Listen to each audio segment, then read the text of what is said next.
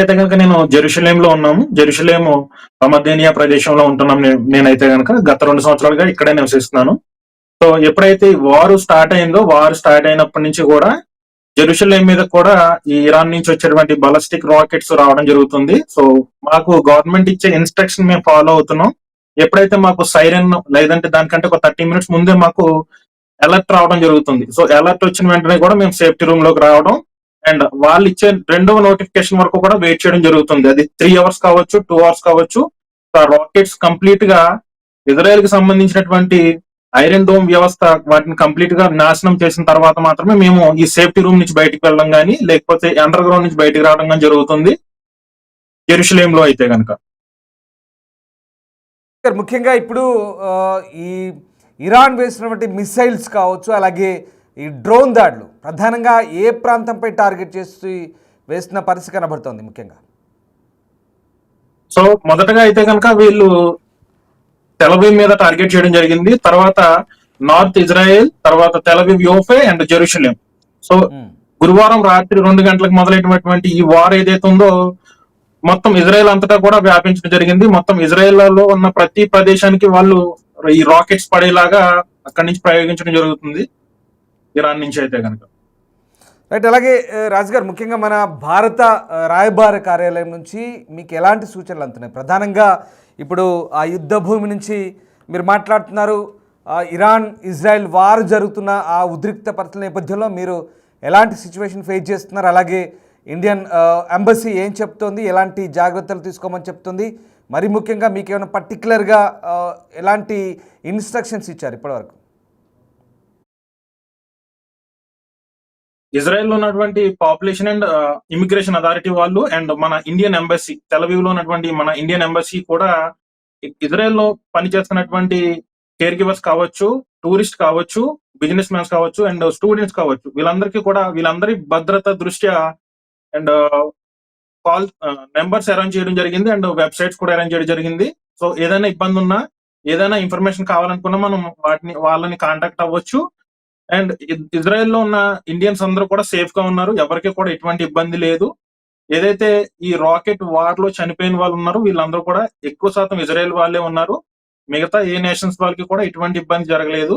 And ఎప్పటికప్పుడు ఏదైతే Israel లో వర్క్ చేస్తున్నటువంటి కేర్ గివర్స్ ఎవరైతే ఉన్నారో కేర్ గివర్ కి సంబంధించినటువంటి ఏజెన్సీస్ అన్ని కూడా అలర్ట్ గానే ఉన్నాయి.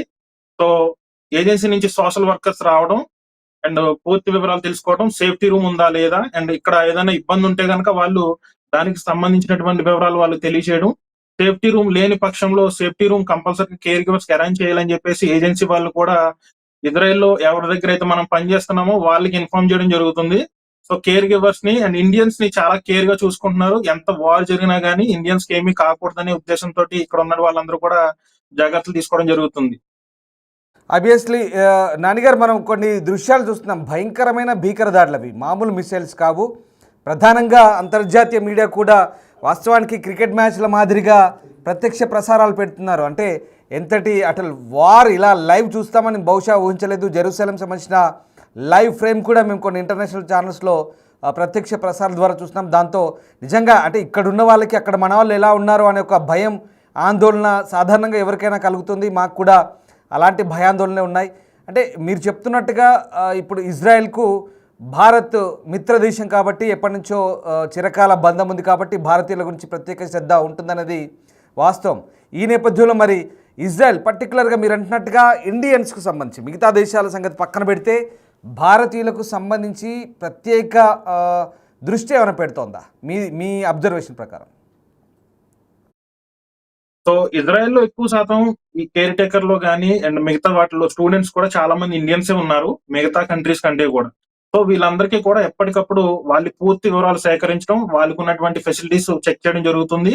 వాళ్ళకి ఎటువంటి ఇబ్బంది ఉన్నా సరే వెంటనే మనం ఈ ఎంబసీకి గానీ పాపులేషన్ అండ్ అథారిటీ వాళ్ళకి మనం ఇన్ఫార్మ్ చేయొచ్చు. వాళ్ళు వెంటనే రెస్పాండ్ అవుతున్నారు. ఎటువంటి ఇబ్బంది ఉన్నా సరే వాళ్ళు రావడం, లేకపోతే వాళ్ళు కావాల్సినటువంటి సమాచారాన్ని అందించడానికి ప్రయత్నిస్తూనే ఉన్నారు ప్రతినిత్యం కూడా. మీరేం పని చేస్తుంటారు అక్కడ? నేను ఇక్కడ ఇజ్రాయెల్‌లో కేర్ గివర్‌గా పనిచేస్తున్నాను. కేర్ గివర్ అంటే ఒక ఓల్డ్ ఏజ్ పర్సన్‌ని కేర్ చేయడం. సో వాస్తవానికి మనాళ్ళు అంటే మన తెలుగు వాళ్ళు పర్టికులర్గా భారతీయులు ఓకే. బట్ కన్ఫైన్డ్గా మాట్లాడితే మన తెలుగు వాళ్ళకి సంబంధించి ఏ రంగాల్లో అక్కడ వచ్చి పనిచేస్తున్నారు, ఏ రంగాల్లో అక్కడ స్థిరపడ్డ వాళ్ళు ఉన్నారు? ఎక్కువ శాతంగా అయితే గనక ఇండియా నుంచి వచ్చిన వాళ్ళు ఇక్కడ కేర్ టేకర్ లేదంటే కేర్ గివర్ గానే వర్క్ చేస్తూ ఉంటారు. ఎందుకంటే ఎక్కువ ఆపర్చునిటీస్ మనకి ఇందులోనే దొరుకుతున్నాయి ఇండియన్స్ కి అయితే గనక. సో మిగతా డిపార్ట్మెంట్స్ అంటే స్టూడెంట్స్ కావచ్చు, లేకపోతే టూరిస్టులు కావచ్చు, బిజినెస్ మాన్స్ కావచ్చు, వీళ్ళైతే తక్కువ శాతం ఉండొచ్చు కేర్ గివర్స్ కంటే కూడా. రైట్ రాజు గారు, ఒక్కసారి అలాగే లైన్లో ఉండండి. మనం భీకర దాడులు కొనసాగుతున్న వేళ ఇజ్రాయెల్ ఇరాన్కు సంబంధించినటువంటి తాజా అప్డేట్స్ని ఇజ్రాయెల్ నుంచి బిగ్ టీవీ ఎక్స్క్లూజివ్గా ఇజ్రాయెల్ వార్ జోన్ నుంచి ఎక్స్క్లూజివ్గా బిగ్ టీవీ మీకు అందించే ప్రయత్నం చేస్తోంది. ముఖ్యంగా టెల్ అవీవ్ అలాగే జెరూసలేం లాంటి నగరాల్లో చాలామంది భారతీయులు ఉన్నారు. 10,000 మందికి పైగా భారతీయులు ఉన్నట్టుగా సమాచారం.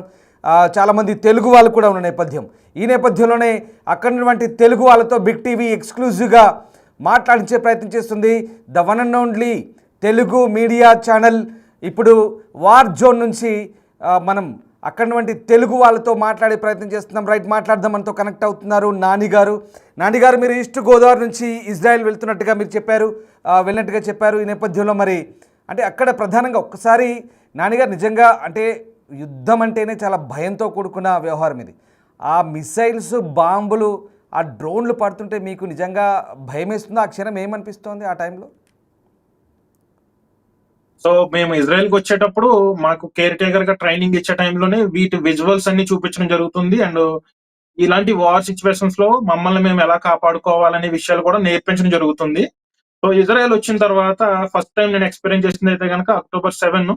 సో ఫస్ట్ వార్ స్టార్ట్ అయినప్పుడు అయితే నేను అక్కడి నుంచి ఎక్స్పీరియన్స్ చేయడం మొదలు పెట్టాను. ఏదైతే గాజా అండ్ ఇజ్రాయెల్ వార్ మొదలైనప్పటి నుంచి. సో ఎన్నాళ్ళ క్రితం కొంచెం వెళ్ళారు రాజు గారు అక్కడికి? నేను 2 years నుంచి ఇజ్రాయెల్ లో వర్క్ చేస్తున్నాను.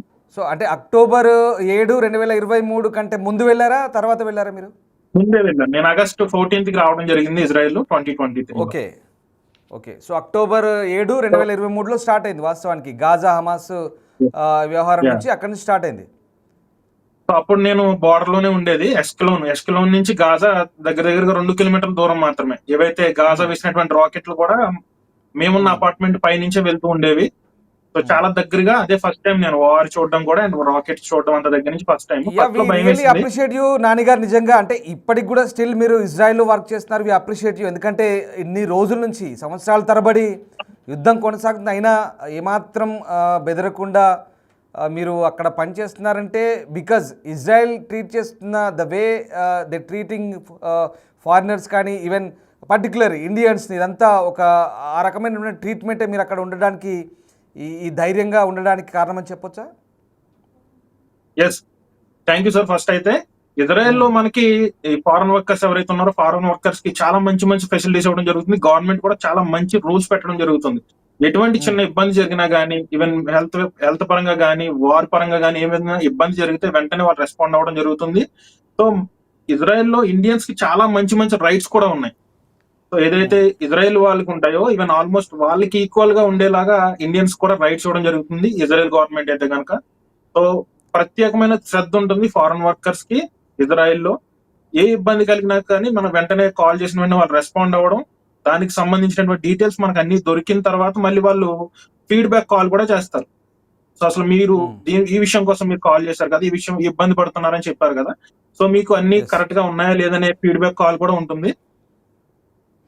అలాగే షిరాజ్, ఇస్ఫహాన్ ఇలాంటి సిటీస్లో కూడా కాస్త ఇబ్బందికరమైన పరిస్థితులే. ముఖ్యంగా అక్కడ స్టూడెంట్స్ ఎవరైతే ఉంటారో ఆ ప్రాంతాల్లో కూడా కాస్త భయాందోళనకు గురవుతున్నట్టుగా చెప్తున్నారు.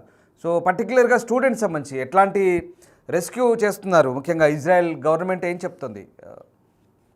సో ప్రస్తుతానికి అయితే కనుక ఇన్స్టిట్యూట్స్ కానీ, ఏజెన్సీస్ కానీ, స్కూల్స్ అన్ని కూడా క్లోజ్ చేయడం జరిగింది.